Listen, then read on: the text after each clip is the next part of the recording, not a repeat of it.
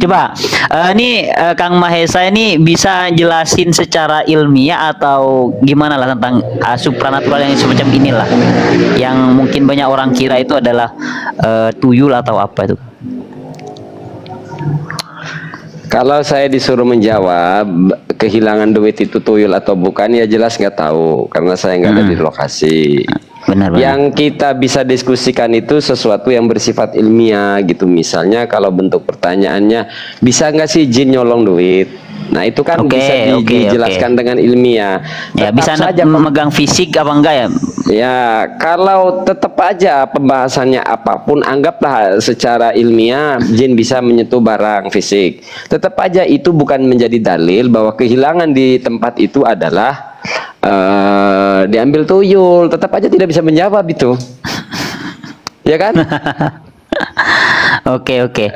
Cuman gini Kang. Enggak, kalau sepengetahuan Akang gimana tuh? Maksudnya mungkin kan banyak juga orang-orang yang dulu-dulunya itu konsultasi semacam ini, Kang. Karena kan belum detail ini ya, kasus kehilangan duit di rumah sampean itu jenengan ini belum detail kan, tadi melakukan penelitian, coba diikat gitu loh, coba diikat. Kedua, bahkan belum pasang CCTV gitu loh, belum pasang CCTV kan, artinya belum tahqiq lah kesimpulan ini bahwa tuyul kan belum tahqiq, masih murni dhon ini ya, murni pendekatannya mistis gitu loh. Kecuali semua proses itu misalnya direkam, ada CCTV, terus duitnya bergerak sendiri gitu, tiba-tiba ngilang. Nah itu kan baru itu nggak bisa kita nolak-nolaknya kan gitu. Iya, karena musyahadah lah ya. Iya, karena musyahadah gitu. Karena sudah indrawi. Kalau dari keterangan cerita sampean ini tetap saja pembahasan berkaitan dengan jin bisa mengambil benda fisik tetap bukan jawaban. Ya kalau disederhanakan, jin bisa nggak nyentuh benda fisik? Ya jawabannya bisa. Sesederhana itu kan. Saya bisa mendatangkan banyak dalil lah. Jin bisa menyentuh benda fisik ini, saya bisa mendatangkan banyak dalil lah. Cuma apakah itu, ya sama aja begini kayak begini. Sama aja ini ilustrasi ya, nama fiksi ini. Misalnya bisa nggak Kowi nyolong duit rakyat? Misalnya bisa nggak si Kowi nyolong duit rakyat? Pasti jawabannya bisa. Tapi apakah kasus korupsi kehilangan uang negara itu dipastikan Kowi yang maling? Kan nggak bisa. Mahesa bisa nggak nyolong duit negara? Bisa. Tapi apakah kehilangan duit negara itu Mahesa pencurinya? Pasti. Kan gitu. Nah tetap karena ya, tapi kalau berbicara ilmiahnya, bisa tidak jin menyentuh benda fisik? Jawabannya bisa. Terjadi pada masa Nabi nyuri kurma, itu kan membuktikan jin bisa menyentuh barang fisik, dan ada buktinya ya, kekurangannya. Fawajadtu fihi nuqsonan, kata Mu'ad bin Jabal, fawajadtu fihi nuqsonan gitu. Kok jadi kurang kurma ini? Karena diambil, ditungguin kan, Abu Hurairah dan Mu'ad bin Jabal nungguin, bener nggak nih? Ternyata ketangkep itu. Ternyata sampai ketangkap. Nah kalau itu kan tahqiq, jin nyuri kurma. Nah berkaitan jin nyuri, jin melukai, mau di hadis mau di riwayat ulama, itu jinnya nampak. Hanya orang sekarang yang mengait-ngaitkan sebuah fenomena dengan jin, tapi nggak ada yang lihat jinnya. Cuma orang sekarang. Lalu dicocok logikan bahwa itu Mu'ad bin Jabal pernah nangkap jin. Loh, Mu'ad bin Jabal ngomong jin itu, jinnya kepegang sama Mu'ad bin Jabal. La arfa'annaka ila Rasulillah, aku laporin nih ke Rasulillah. Nah, ini kan enak nyeritainnya. Terus tidak hanya pengakuan Mu'ad bin Jabal, dibenarkan Nabi. Dzaka syaitonun, kata Nabi. Lah ini kan udah kuat. Nabi yang ngomong, terus Abu Hurairah dan Mu'ad bin Jabalnya yang megang. Ya mau gimana? Mau ingkar? Ya. Artinya ya sudah. Artinya memang udah benar-benar kelihatan gitu kan? Iya, clear. Nah orang sekarang yang mengait-ngaitkan fenomena kehilangan atau apa dengan jin, tapi mereka nggak bisa ngelihat. Cuma orang sekarang. Justru mereka itu, mohon maaf ya Ustadz ya, mereka kan kalau ngomong ini dalilnya jin pernah mencuri. Justru ini dalil saya.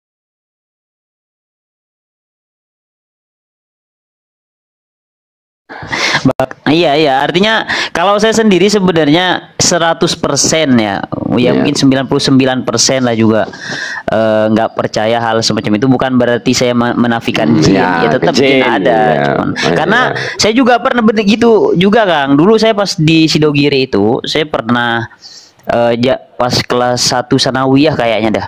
Kelas 1 sanawiyah itu saya juga penasaran tuh, pengen ngelihat jin, sampai saya nyari teman saya yang paling sakti untuk ngebukain apa namanya mata batin ya katanya ya. Iya. Itu waktu itu di Dalwa, saya kan kursus bahasa Arab di situ kan.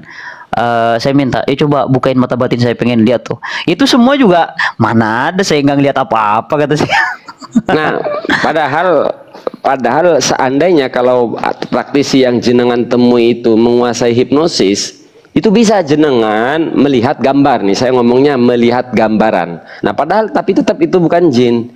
Nah, yang jadi persoalan ini kalau orang tahu memahami dasarnya, orang nggak perlu tuh nyari-nyari bacaan untuk melihat jin, karena asalnya jin itu sebagaimana yang disabdakan Allah kan, huwa innahu yarakum wa qabilu min haitsu la tarawnahum. Iya, ngapain kita nyari bacaan untuk melihat jin? Berbeda ketika di riwayat-riwayat di banyak dalil itu ketika jinnya yang menampakkan diri gitu. Semua kisah sahabat melihat jin, itu jinnya memang yang nongol, dan yang melihat hanya satu orang, semua orang ngelihat.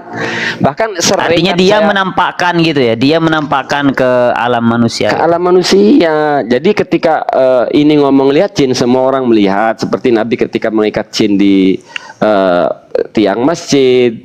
Bahkan sering saya sampaikan, jangankan jin yang jisimnya itu masih diperdebatkan antara latif dan katif, bahkan malaikat yang sudah disepakati jisimnya latif nih malaikat, itu ketika menampakkan diri di perang Badar, itu semua orang ngelihat sampai orang kafir.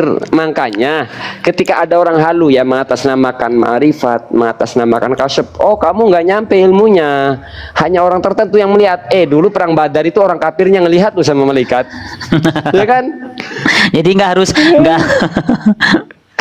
karena persoalannya tadi, walaupun di alam gaib, tapi ketika menampakkan diri konsekuensinya ya kena foto, bisa kepukul, bisa segala-gala. Nah, yang diambil oleh orang halu bahwa malaikat bisa dilihat. Lalu alasannya kasyaf. Ya kalau kasyaf kan nggak bisa dijangkau keilmuan, karena itu ihtimal terjadinya jaiza akli. Tapi kalau dijadikan legitimasi, oh ini si A bisa, kan nggak bisa Ustadz. Kalau dalilnya perang Badar, saya masih simpel loh, perang Badar itu orang kafir aja bisa ngelihat keberadaan malaikat itu gitu loh. Artinya nggak perlu bahas makom-makoman gitu kan? Nggak usah makom-makoman gitu loh. Apa mau orang kafir aja ngelihat kan? Saya mah udah final Ustadz, udah final dalam perenungan saya, pemikiran saya, setelah saya analisa satu persatu, jin itu kasif, dan sekaligus saya konsekuen bahwa ya ketika terlihat semua orang ngelihat.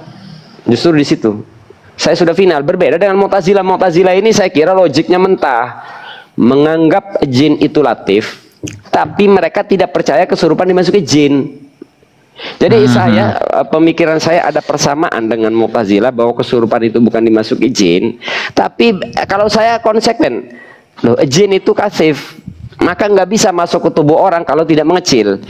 Mu'tazilah, jin itu latif, tapi dia nolak bisa masuk ke tubuh. Loh, kalau latif bisa. Nah, iya, harusnya malah kontradiktif sendiri kan? Kontradiktif sendiri. Makanya waktu itu sampai saya ngomong ke Kiai Idrus langsung, tanya nanti kalau ketemu saya Idrus di mobil, Yai, saya punya satu pemahaman, suatu kesimpulan dengan Mu'tazilah. Boleh nggak, kata Yai Idrus? Ya tergantung tentang apa dulu. Tentang kesurupan, Yai. Kesurupan itu bukan jin, cuma beda analisa, beda dalil, beda analisa. Ya. Saya nolak itu argumen Mu'tazilah, saya tolak juga gitu. Mu'tazilah menolak jin masuk ke tubuh orang ketika kesurupan, itu dalilnya Mu'tazilah, analisanya saya bantah gitu. Dan Mu'tazilah ini kadang lucu, katanya latif. Alasannya karena dia nggak dilihat, nggak pernah ngelihat. Iki piye to? Hanya karena Mu'tazilah tidak pernah melihat jin, lalu ngomong latif katanya.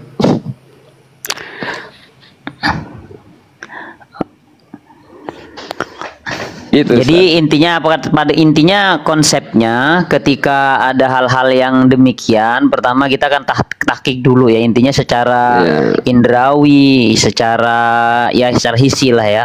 Kita lihat benar-benar nggak harus.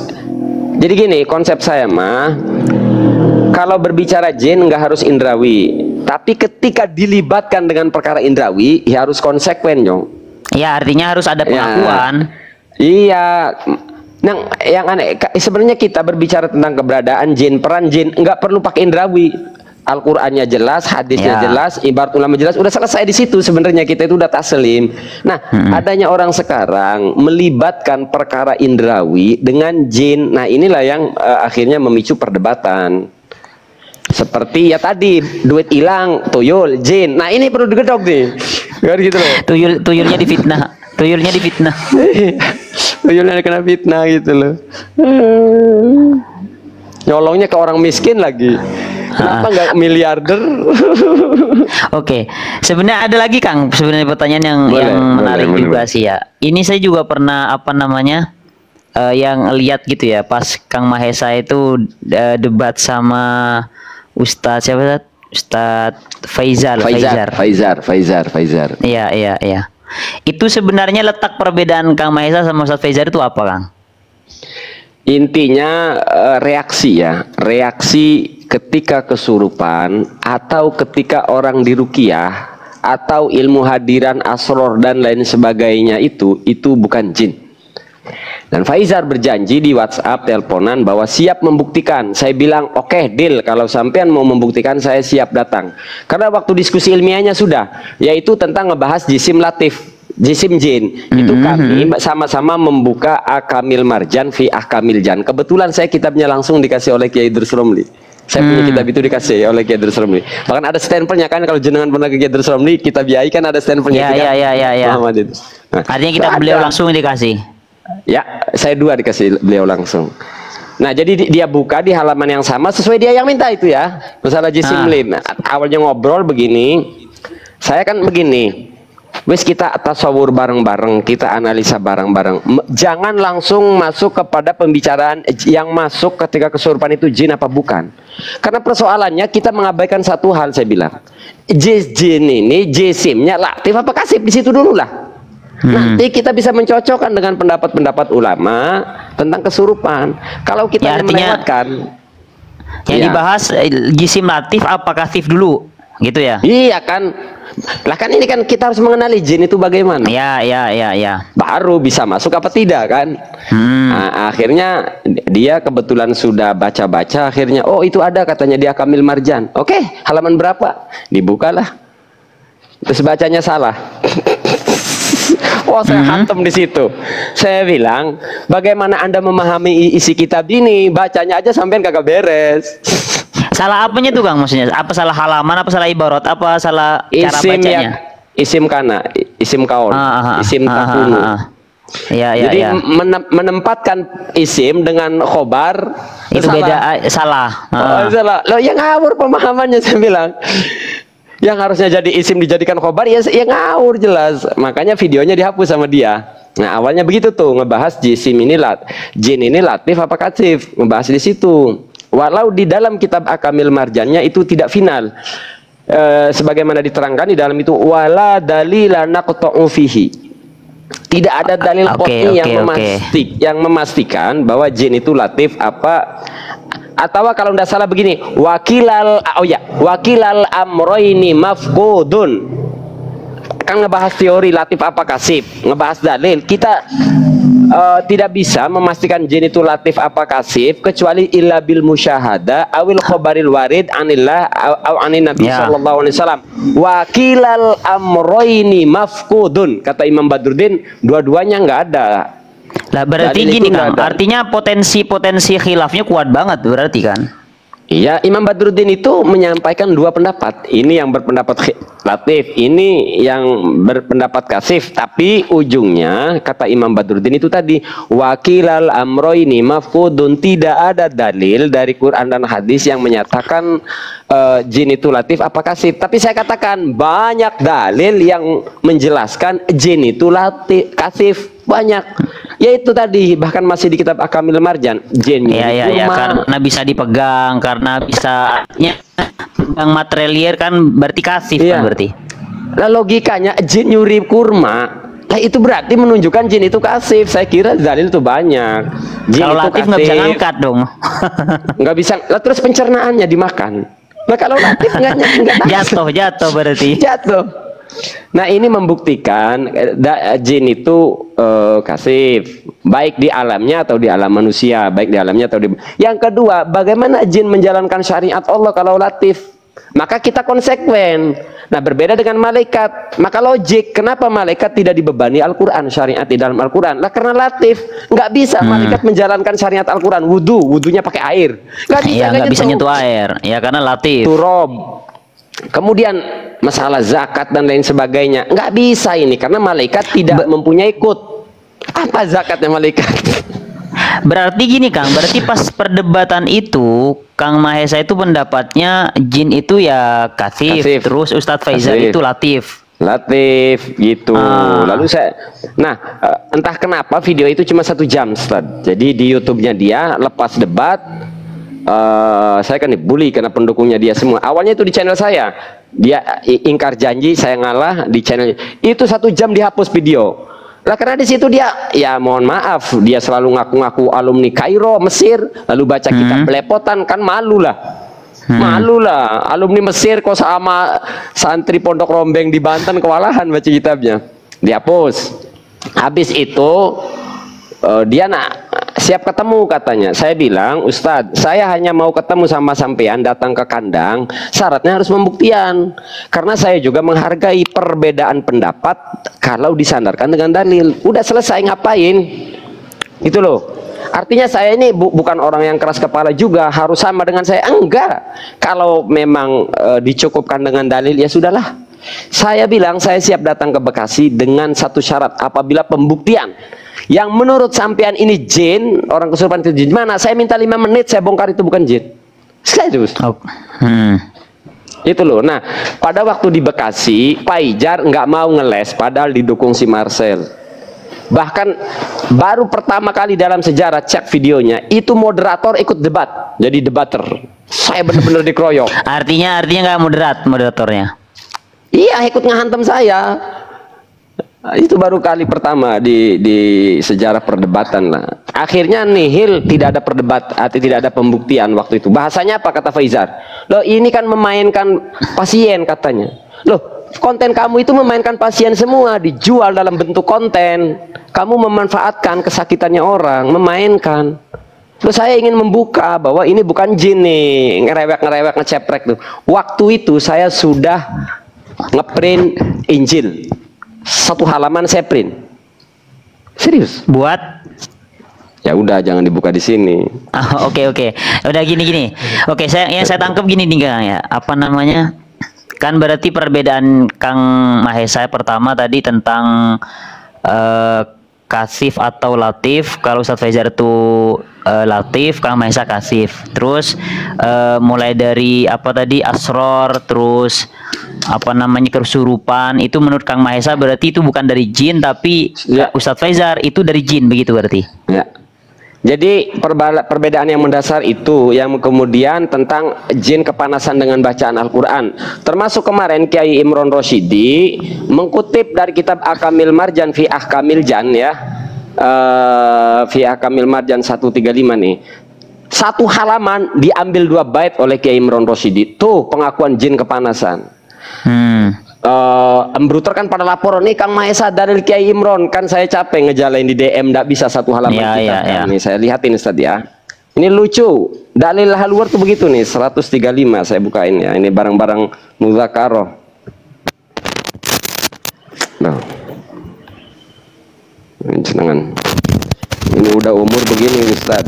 Kalau udah umur berapa emang Kang Mahesa? Umur saya 40.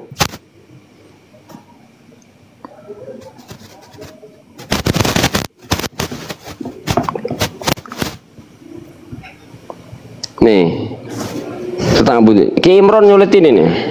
Bentar saya gedein dulu halaman saya.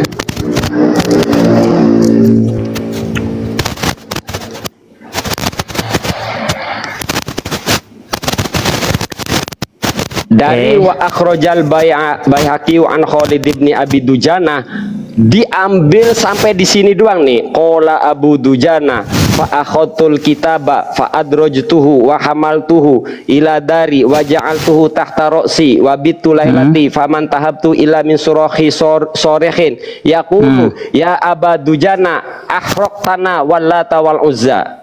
Jadi panjang ini ya, capek juga ini. Jadi keterangan hampir satu halaman diambil ya Aba Dujana ahraqtana wallata wal uzza, engkau membakar kami. Nah itu dijadikan dalil oleh Kiai Imron KBRA bahwa jin kebakar.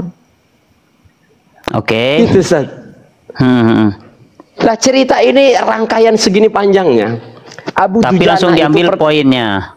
Poinnya ujungnya aja. Dia mengabaikan bagaimana proses ini ketika Aba Dujana kedatangan satu sosok dipegang, berasa bulunya, terus lapor ke Nabi, lalu Nabi disuruh menulis, bahkan tulisan ini Mak. Hamim Ain Sin Qaf fasayakfikahumullahu wa huwas samiul alim. Kemudian tulisan ini ditaruh, lalu si jin kafir ini ngomong, ya Aba Dujana ahraqtana wallata. Bantahan saya bilang, saya kan nggak mungkin ngejelasin ini pakai typing. Saya bilang begini. Yang pertama ini jin kafir, bahkan di sini jelas wallata wal uzza, jelas ya Agus ya? Iya, kalau bilang wallata wal uzza kan nggak mungkin jin muslim. Udah dipastikan kekafirannya ini. Wallata wal uzza itu yang pertama. Kemudian dia ngomong, bagaimana kata ahraqtana ini secara majaz? Engkau membakar kami, karena kalau membakar mestinya ada bekas, Nah, ini sama saja Mahesa ngomong ke sosok wanita yang dicintai. Ya ibaratnya ya siapa nama fiksi nih, Maimunah, wahai Maimunah, engkau membakarku dengan api kerinduan. Ini sama saja puisi Mahesa di pondok. Fayari halail, maka wahai angin malam, kuli ilaiha, katakan padanya bi anni qadih taroktu binaril ashki, bahwa aku telah terbakar api kerinduan. Sebentar Kang Mahesa. Berarti gini, bentar, tunggu ya. Coba mungkin saya bisa biar saya nangkap juga nih. Artinya kata-kata majas itu dari siapa? Dari jin. Jin ngomong, engkau membakarku, kan gitu kata si jin. Abu Dujana, engkau telah membakarku demi Lata wal Uzza. Nah ini sumpahnya orang kafir menyebut nama Lata wal Uzza dijadikan dalil. Aduh. Satu. Yang kedua, jadi enggak berarti kesimpulan Kang Mahesa itu maksudnya jinnya itu mengatakan seperti itu seperti ala sabilil majaz, berarti gitu Kang. Lah bisa jadi kan ini kan majaz, belum final majaz. Kedua majaz, bisa jadi gerah, tidak nyaman, entah beringsang kalau kata orang sini. Karena ada ibarat yang lain di Khazinatil Asror. Di Khazinatil Asror ada juga di dalam kitab karya Imam Ghazali, salah satu karya Imam Ghazali menceritakan hal yang sama. Di kitab Khawasil Quran karya Imam Ghazali itu menceritakan ya, jin pernah terbakar dengan bacaan ayat kursi yang ujungnya diulang 7 kali, wala ya'uduhu hifdzuhuma wa wal aliyul azim. Nah itu terbakarnya kelihatan, abunya nongkrong. Nah makanya Ustaz saya sering ngomong, mereka kalau dalam satu keterangan ngambil satu kata bakar. Nah kita masih simpel, kalau berargumen dengan dalil ini, lo ngelihat Kiai Imron jinnya, kok bisa-bisanya? Bagaimana Abu Dujana menyentuh? Buset, gede tinggi. Ini yang dibenarkan bahwa ini jinnya, Nabi yang ngomong. Sebelum itu tahu jin itu tadi lapor dulu ke Nabi. Bahkan tulisan itu ditulis oleh Sayyidina Ali langsung. Fasayakfikahumullahu wa huwas samiul alim, itu Nabi nyuruh, lalu Sayyidina Ali mengambil pena dan kertas lalu nulis. Jadi tulisannya Sayyidina Ali. Nah, maksudnya begini, kok rangkaian kisah yang begitu utuh, kok bisa-bisanya diambil kata-kata ahraqtana? Itu loh. Padahal makan kata ini bisa jadi tadi ala sabilil majaz. Karena Mahesa sering ngomong begitu, Ustaz. Orang lain juga bisa, kau telah membakarku dengan api kerinduan, syairmu telah membakarku, membuat tidak nyaman. Oke, gini, Kang, bentar ya. Enggak, jadi nanti dulu Ustaz. Saya buat perbandingan. Sementara mereka membakarnya itu panas, ampun panas, ampun gitu loh. Jadi panasnya ini panas hakiki gitu. Gitu Ustaz. Gini kan apa namanya? Berarti perdebatan yang antara jin itu bisa terbakar atau tidak. Artinya gini, sebenarnya Kang Mahesa itu nggak menafikan jin itu kebakar gitu kan. Jadi gini, yang kita tolak ini adalah bacaan mereka membuat jin kepanasan, terbakar. Oh, sementara masalahnya saya punya dalil qot'i bahwa jin tidak kepanasan. Mana dalilnya? Inna sami'na Qur'anan ajaba. Ini dalil qot'i saya nih. Ya, surat Al-Jin. Argumen mereka yang kedua nih Ustaz, bahwa yang tidak semua bacaan kan saya sering ngomong, itu orang yang diruqyah kepanasan dengan bacaan Al-Quran. Kenapa tidak terjadi saat sholat? Allahu Akbar, alhamdulillahi rabbil alamin. Kenapa nggak kepanasan kalau kena bacaan Al-Quran? Kata si Faizar, oh tergantung keimanan. Loh, kamu mau nganggap imam sholat itu mau menghakimi imannya nggak bagus? Lalu bagaimana dengan Nabi? Nabi membaca Al-Quran, didengarkan oleh jin kafir, lalu diceritakan ini di dalam Al-Quran. Inna sami'na Qur'anan ajaba. Itu omongan jin kafir yang diceritakan Allah di dalam Al-Quran. Oke.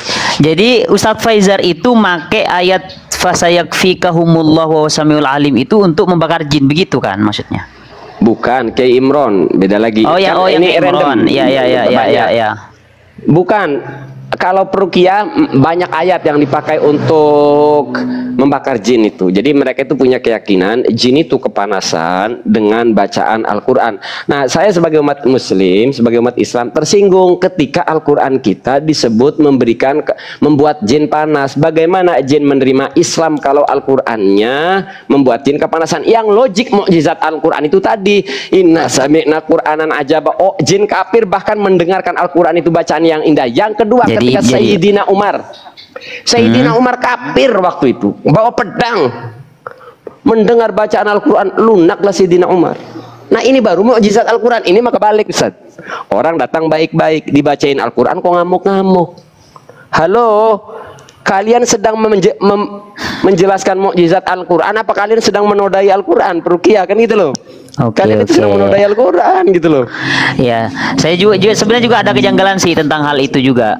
Soalnya iya, pertama ada beberapa riwayat juga tentang gimana ketika ayat Al-Quran itu diturunkan, maka nazalat ar-rahmah, dan nazalat ar-rahmah itu kepastian, artinya di situ subut, itu pasti dapat rahmat gitu. Sampai ada kisah gimana ada dua orang yang saling membenci sampai si satunya itu meninggal dunia.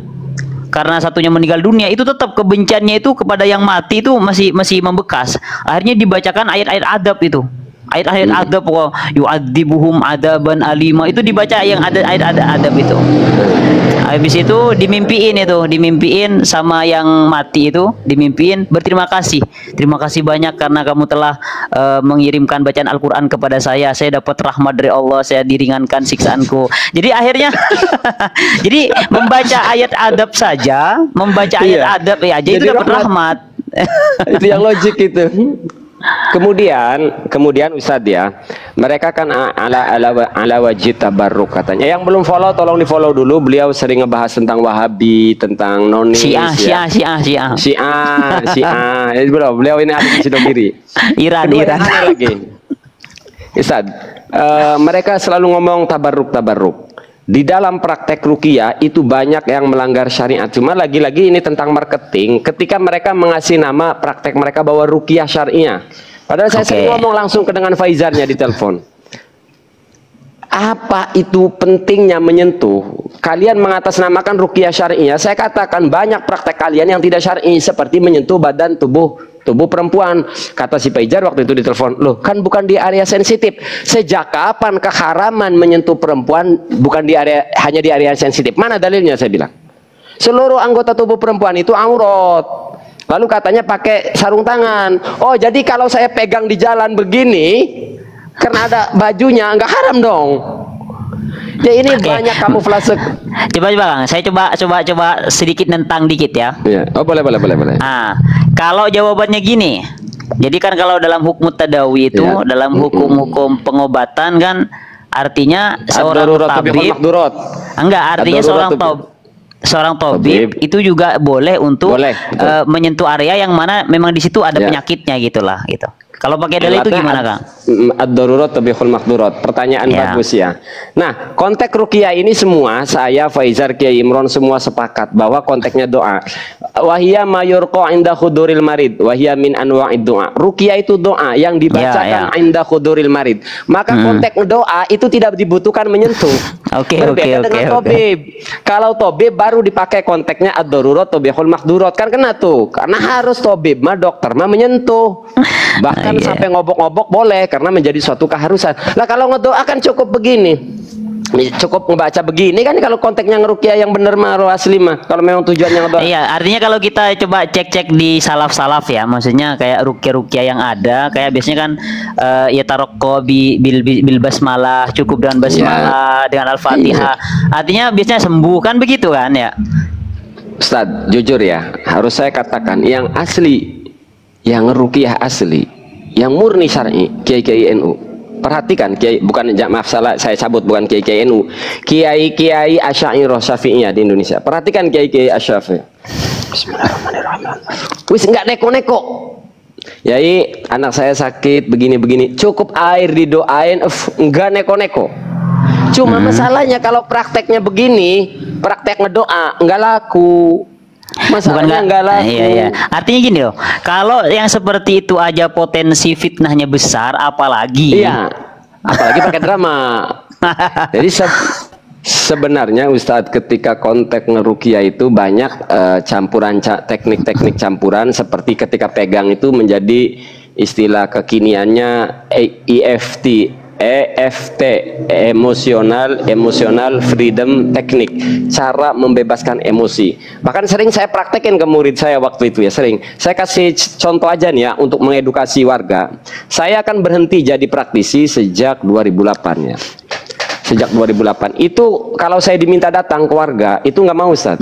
Saya bilang saya bukan santri panggilan. Saya siap datang Kang waktu itu, tapi kumpulin sekeluarga besar. Karena tujuan saya bukan ngeruqyah, mengedukasi seluruh keluarga. Jadi kumpul habis sholat Jum'ah, lalu ada si perempuan sering kesurupan, hampir tiap minggu kesurupan terus, nggak sembuh-sembuh. Saya jelasin, sudah berapa peruqyah, sudah berapa ahli hikmat, sudah berapa dukun, nggak ada judul kan? Iya Kang katanya. Jadi saya adiknya suruh ruqyah, adiknya ini kan santri saya, murid saya. Sukron kamu ruqyah mbak kamu. Dia baca.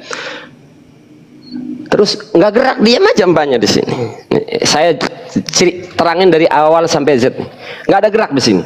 Bismillahirrahmanirrahim. Amanar rasulu bima unzila ilaihi min rabbihi wal mu'minun. Diam aja. Sukron minggir, ganti Kakang turun tangan. Saya pegang pulpen begini Ustaz. Karena saya mau mempraktekkan, saya tidak menyentuh. Saya tepuk ininya pakai pulpen. Saya baca, Inna alaina jam'ahu wa qur'anah fa idza. Kenapa saya ngebacanya surat Qiyamah? Kalau dibacanya surat Fatihah biasa. Gitu loh. Jadi saya baca surat Qiyamah. Inna alaina jam'ahu wa qur'anah fa idza qara'nahu fattabi' qur'anah. Habis itu apa? Udah selesai. Saya jelasin semua. Kenapa saat si Sukron membaca Al-Quran, sama-sama Al-Qurannya, kenapa tidak membuat kelojotan? Kenapa begitu saya membaca Al-Quran, kenapa kelojotan? Saya jelasin secara mental. Ini seorang mbak, sehebat dan sealim apapun adik, mentalnya di bawah kakak. Lu adik gua, lu gua cebokin dulunya, lu gua bimbing, lu gua jajanin di pondoknya, waktu mondok di saya. Beda dengan saya. Lu saya yang nongol. Ini mah anaknya guru saya. Kalau di Jawa Gus lah mungkin. Wah ini mah Gus gitu loh. Beda powernya. Terus kemudian saya punya udah dikenal orang itu praktisi gitu. Akhirnya apa? Nah ini kan jadi pemicu. Dia meyakini di tubuhnya ada jin. Ketika saya bacain, dia berpikir jin itu kepanasan. Nah akhirnya saya jelasin semua. Artinya alam bawah sadarnya udah main itu kan? Yes. Jadi sebenarnya para peruqyah itu memanipulasi pikiran saja, memainkan keawaman masyarakat. Jadi sebenarnya Ustadz, pelatihan ruqyah itu melatih kepedean, melatih mental sama ngelatih kebohongan, ngelatih bohong. Pelatihan ruqyah, loh konteksnya apa? Kalau memang bisa bacaan Al-Quran, guru ruqyah itu mestinya guru kampung yang ngajarin Al-Quran itu, si dogiri itu guru ruqyah tuh, ngajarin Al-Quran. Terus Al-Quran diniatin istisqa, minta kesembuhan. Nah itu guru ruqyah, kiai-kiai itu. Nah adanya pelatihan itu yang dilatih apa? Pertama mental. Bagaimana seorang peruqyah punya PD? Karena ini wajib Ustaz. Dalam membuat adegan itu si peruqyah itu harus punya mental, sama kayak dunia hipnosis. Makanya setelah saya pelajari dunia hipnosis, ini sama dengan hipnosis. Cuma hipnosis ngomongnya terang-terangan, pikiran bawah sadar, pikiran sadar, pikiran bawah sadar, rasakan, bayangkan dan rasakan. Kalau peruqyah jin kamu saya bakar. Iya sah. Sekarang logikanya begini Ustaz. Saya kasih komparasi. Percaya tidak? Kalau orang Wahabi diruqyah oleh ahli bid'ah, tahu tidak? Orang lu ahli bid'ah itu nggak berefek karena mental block nolak. Lu bacaan Qurannya ahli bid'ah. Percaya tidak? Mental block. Oke. Ya. Saya juga kadang tuh anehnya tuh Kang, kenapa kok yang dibawa-bawa takbir mulu, Allahu Akbar. Jadi untuk artinya setelah takbir tuh pasti mati itu jinnya itu. Kenapa harus takbir gitu? Padahal ya yang logik itu Sayyidina Umar ketika lagi marah waktu masih kafir dibacakan Al-Quran, lunaklah Sayyidina Umar. Nah baru itu mukjizat Al-Quran. Karena harusnya Sayyidina Umar itu manusia paling ganas waktu itu. Dibacakan Al-Quran lunak. Jin kafir dibacakan Al-Quran, inna sami'na Qur'anan ajaba. Dan saya sudah jawab dalilnya Ki Imron ya, yang dari Luqatul Marjan fi Ahkamil Marjan riwayat Imam Baihaqi tentang Abu Dujana. Itu sudah saya jawab itu ya. Ajib. Curang peruqyah mah Ustaz. Pokoknya begitu. Kisah utuh yang diambil cuma jin nyolong. Udah itunya doang, jin nyolong. Rangkaian dan kronologisnya terabaikan. Sekarang logikanya begini Ustaz ya. Saya punya keyakinan kalau Al-Quran dibacakan atau adzan dibacakan karena hadisnya ada setan lari terbibit, itu sudah menjadi keyakinan saya. Justru ini menjadi dalil saya kalau di tubuhnya ada jin, ya berarti selesai dong diadzanin. Misalnya begini, Allahu Akbar, Allahu Akbar. Masa jinnya nggak pergi? Panas, lah pergi aja dari tubuh. Bacain Al-Quran. In fa idza bariqal basar wa khasafal qamar wa jumi'a asy-syamsu wal qamar. Atau jinnya kalau kepanasan kabur celang. Ini mangga. Panas. Ini si jin masuk bisa, keluar gak bisa. Wes dagelan tukang peruqyah itu. Drama melulu. Iya, makanya di sini gini loh guys, teman-teman ya. Artinya kenapa Kang Mahesa itu begitu? Karena dulu artinya Kang Mahesa itu sudah mempraktikkan hal ini loh ya. Jadi kecuali semisal seperti saya yang memang belum pernah terjun, tiba-tiba saya keluar begitu, ya mungkin bisa jadi penghinaan atau jadi apa. Tapi ketika seorang yang sudah mempraktekkan, itu artinya kan membuka kedok, artinya kan begitu. Yes. Tapi begini Kang, bentar ya. Mungkin kalau kita mau lepas diri dari anggaplah dari ruqyah palsu semisal gitulah ya. Tetapi pantas nggak mereka itu mendapatkan mahar karena berhasil menyembuhkan orang yang ya terindikasi jin lah bahasanya. Tapi tetap ini di luar konteks ini ruqyah benar atau bohong gitulah ya. Pantas tidak. Pantas apa enggak itu? Ruqyata halalin, diperbolehkan. Kalau masalah itu makanya kita tidak pernah mempersoalkan orang ruqyah terus diamplopin aja lah, terlepas sembuh tidak sembuh dulu ya, atas jasanya meruqyah diamplopin laqad akalta ruqyata halalin. Kalau itu mah saya tidak mempersoalkan. Nah dalil ini juga dikutip di dalam bukunya Faizar, wala amri lupa tuh awalnya panjang, dalil ini panjang terus diambil ujungnya 2 bait oleh Faizar, laqad akalta ruqyata halalin. Waktu itu saya teliti hadis ini, panjang ternyata Ustaz. Ada orang ngalamin gila, Nah berarti sikis di ruqyah Oke. 3 hari berturut-turut dengan Fatihatil Kitab lalu sembuh. Setelah sembuh si peruqyah si Roki ini dikasih kambing. Lalu nanya ke Nabi, ini gimana hukumnya ya Rasulullah? Lalu kata Nabi, laqad akalta ruqyata halalin. Itu boleh. Nah, yang ingin saya garis bawahi di sini, Saudara Faizar, dalil yang panjang diambil 2 bait tentang bolehnya mengambil bayaran atau upahan dari hasil ruqyah. Padahal kronologis kisah itu nggak diceritain, nggak disampaikan. Ya, Itu ya. orang gila dipasung. Artinya Dan ya neko-neko. benar-benar murni pengobatan lah gitulah ya. Doa intinya beginilah, ruqyah itu kan doa untuk meminta kesembuhan. Saya belum Ya. pas kalau menyebut pengobatan, karena kata pengobatan ini sudah memiliki, kalau di bahasa Arab kan dawa, ya dawa. Sementara di dalam Al-Quran bahasanya syifa, meminta kesembuhan. Nah berarti masih universal. Kalau sudah bahasanya obat, kan sudah khusus. Sudah khusus, sudah memiliki definisi sendiri gitu loh. Kalau bahasanya syifa, saya katakan iya, ruqyah itu doa, kategorinya kan sabab syar'i. Sabab tapi syar'i. Kalau pengobatan obat sabab adi kan kategorinya. Sabab adi yang berkaitan dengan obat ada disiplin keilmuannya, penelitiannya gitu. Yang menarik, maka sering saya katakan ruqyah itu betul untuk penyakit medis dan non medis. Kenapa? Karena sabab syar'i. Mau ke medis masuk, mau ke non medis masuk. Di dalam hadis ruqyah untuk penyakit non medis betul, untuk penyakit psikis, kejiwaan. Ya namanya doa bisa kemana aja.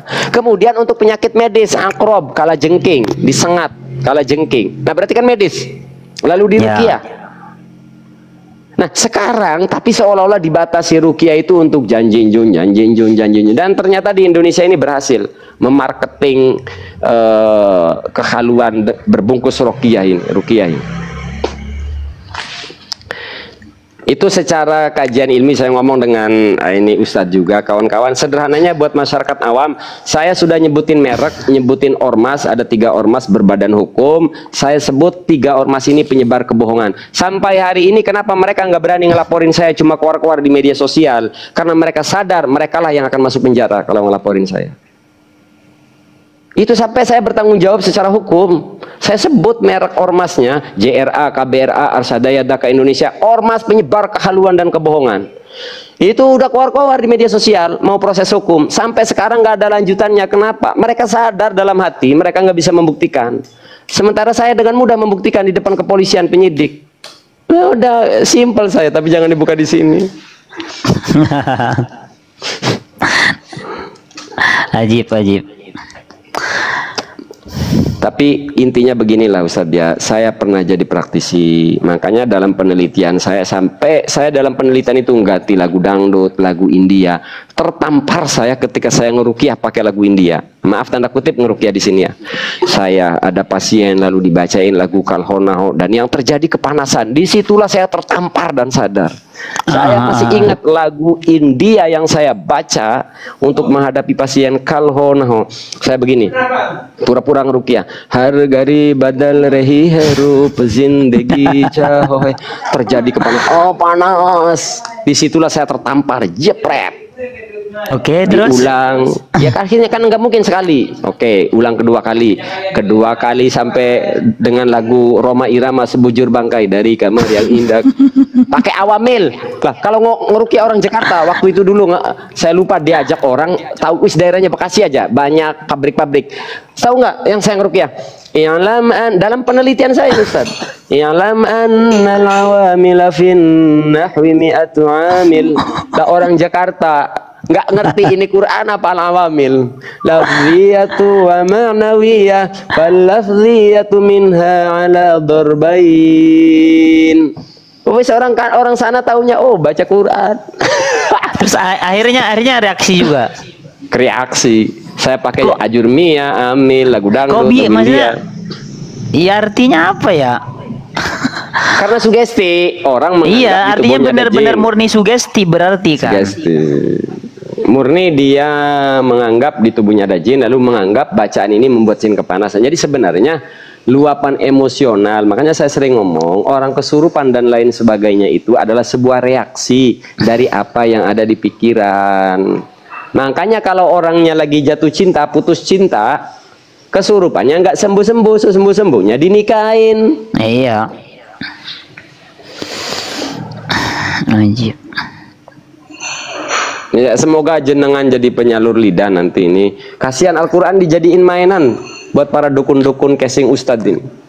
Iya, sebenarnya juga banyak hal. Artinya kita juga ke teman-teman yang lain biasanya sama-sama pendakwah lah, kita juga pertama dalam hal cerita ya, cerita dalam kisah-kisah itu yang sekiranya itu menimbulkan fitnah ke awam, ya, itu jangan disampaikan. Mending cerita-cerita tentang karomah yang tentang keistiqomahan. Orang yang dakwah istiqomah belajar, mending itu yang diceritain daripada yang bikin fitnah begitu. Kecuali memang itu di kalangan kita, di ranah kita, orang-orang santri yang memang sudah percaya itu, ya silahkan, kan begitu, Kang.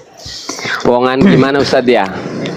Sama-sama ya, panjenengan juga akademisnya bisa kalau orang sini kan sama pondok rombeng, walaupun Sidogiri itu megahkan istilahnya tetap pondok rombeng ya kalau di Banten.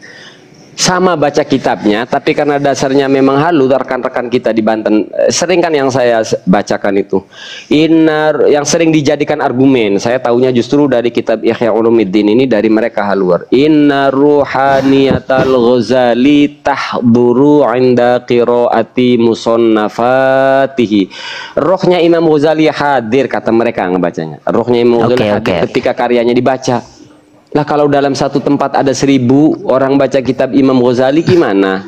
Saya ngebaca ke ibarat yang sama, simple. Spirit Imam Ghazali hadir ketika karyanya dibaca. Yang tadinya enggan kepada tasawuf termotivasi spirit. Saya baca ruhani itu spirit. Orang kalau dengerinnya lagu Kalhonaho, bawaannya baper, pengen nangis. Lagu dugem, wah orang pengen, kan spirit. Ampun. Dan terakhir saja, Imam Ghazali itu seorang filsuf ya.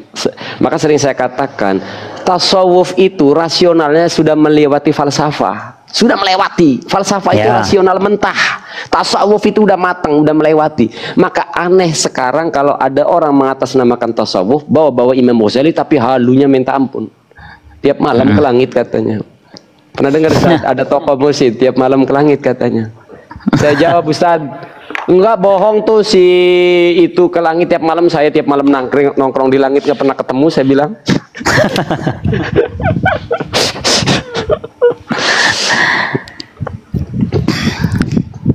Ya cuman begitulah, artinya makanya sebenarnya apa ya? Ya pertama, hal-hal yang seperti itu sebenarnya memalukan agama kita sendiri sebenarnya pertama. Yes.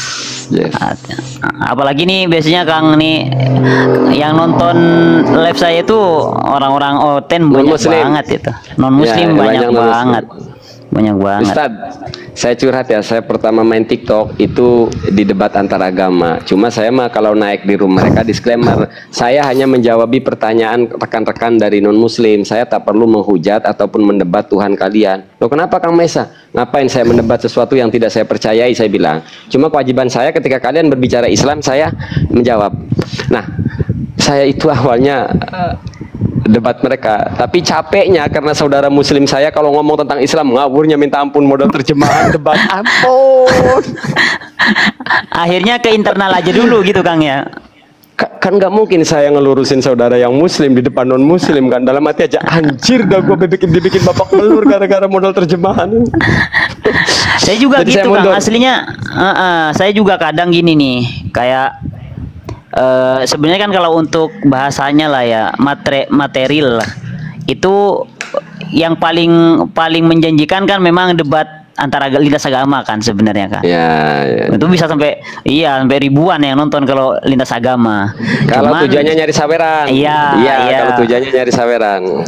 Makanya kembali lagi itu sebenarnya saya juga nggak enak dengan situ tuh, kenapa? Karena pertama saya nggak biasa saya mencela orang. Di diskusi dengan Salafi atau dengan Syiah itu pun saya juga ya udah kita objektif aja, salah benar gitu aja, saya nggak mojokin orang. Makanya ketika teman-teman Kristen itu naik, itu juga bingung, dia udah nyaci maki duluan gitu kan. Jadi kedua manfaat memicu, kedua ngapain kita berdebat dengan yang tolak ukurannya. Makanya kan saya pernah diserang oleh pendukung-pendukung apologet itu.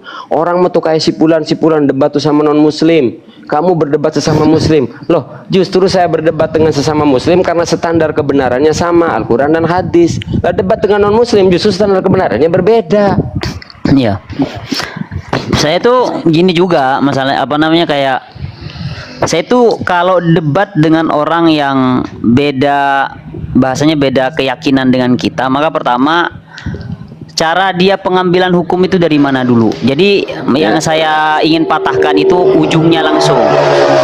Jadi akarnya kan percuma Kang, kita bahas bid'ah ke bawah tapi pengambilan hukumnya beda. Yang Salafi pengambilan hukumnya cuman Quran hadis, nggak percaya ulama semisal ya kan.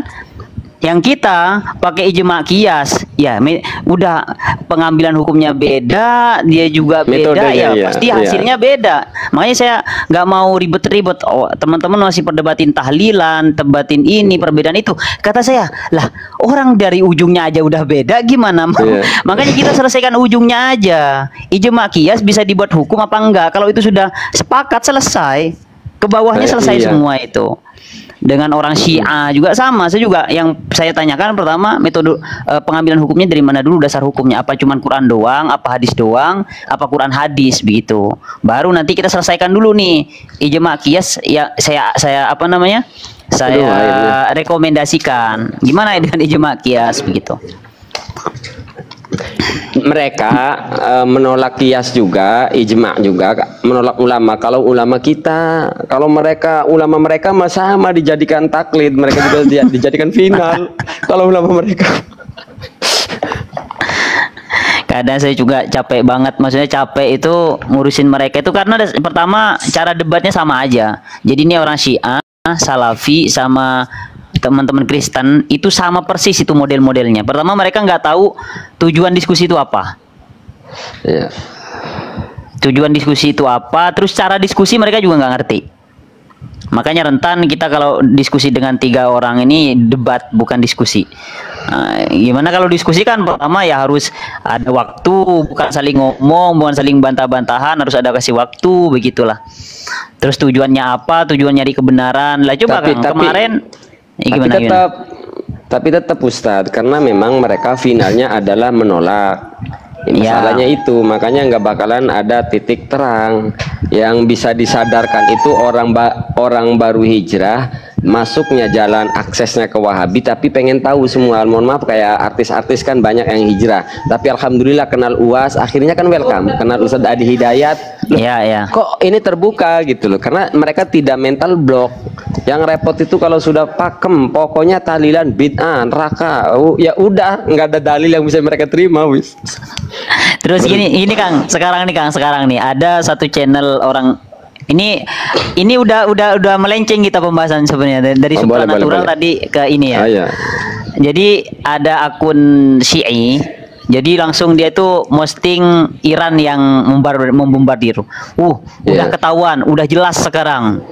Syiah yang paling berani untuk karena saya juga barusan nanggepin itu dari barusan saya juga udah sudah itu. Sudah. Artinya kalau orang awam kan berarti Syiah benar kan, artinya lah ukuran kebenaran dengan karena Iran menyerang Israel kan, berarti kalau orang Cina menyerang Israel berarti Cina benar juga. Gimana? Serial diplesetin, nggak boleh disebutin, kena beda. Serial. Akun sampean tewas. Serial. Justru ketika mereka membuat framing, saya bilang justru yang pertama turun membela Palestina dan Gaza itu orang-orang Sunni, bukan orang Iran. Orang Iran itu nge-shoot itu karena merekanya di-shoot dulu. Justru presidennya dibunuh. Iya, nah justru yang pertama ngebela mati-matian Gaza dan Palestina itu orang-orang Sunni. Mohon maaf ini saya terang-terangan sebut nama, di Indonesia itu kan tokohnya yang paling keras ngebela Palestina kan HRS ya, sampai membangun rumah sakit dengan barisannya. Itu orang Sunni. Kalau alasannya belum ciut, ngirim ciut, lah karena HRS nggak punya ciutnya itu loh, bisa disensor ini ya. Nggak punya. Nah ini Ini mau kebalik, Iran ngebangga-banggain Syiah. Tetaplah soal Iran melawan serial kita banggakan, Kita Pak, dukung, ya. Kita support, ya. tetap kita dukung. Tapi jangan diplesetin gitu loh. Iya, Hatta Jangan Cina kita diplesetin. dukung. Iya, Cina nih sekarang misalnya ngesiut serial, dukung, hancurkan RRC. Karena atas nama kemanusiaan ini, kemanusiaan. Kalau yang orang Islam ya keagamaan. Ajib, keren. Ya, Kang, gimana nih mau? Lanjut Iya. ke Bahalu dulu lah. Nanti mahesanya hilang kalau ngebahas serial ini, hilang mahesanya. Enggak, Kang Mahesa ini mau naikin yang lain, silakan monggo Kang. Saya turun aja, nggak apa-apa. boleh. Ya udah. Ya udah, Makasih syukur, banyak, Ustaz. Kang. Oke, Ya, siap. sama-sama, Ustaz. Afwan. Ya, syukur, Assalamualaikum. Waalaikumsalam warahmatullahi wabarakatuh.